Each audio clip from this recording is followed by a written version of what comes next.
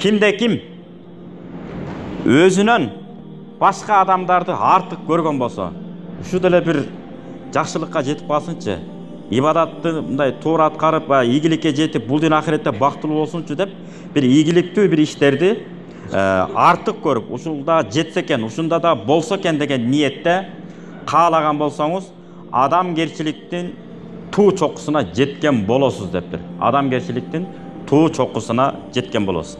Буну башка хадисте келет. Дагы түшүнүктүү болуш үчүн.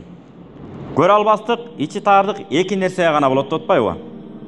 Эмне үчүн мен баланча өнөрпоз, илимпоздой болуп, илимдүү бир инсандар болот да, шариат илими, андан дары дүйнөлүк илимдери, дүйнө таанымдары кеңейип, баланча аалымдай болуп, мен дагы эмне үчүн илим алып, илим тарата албайм? Же болбосо эмне үчүн менин балам баланча аалымдай болуп, менин балдарым да чыга албайт? Ушуну мен кам көрөйүнчү деп кызгансаңыз болот экен.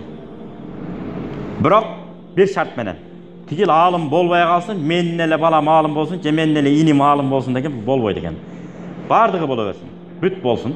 Ана ошолордун катарында менин да балам болсун деп.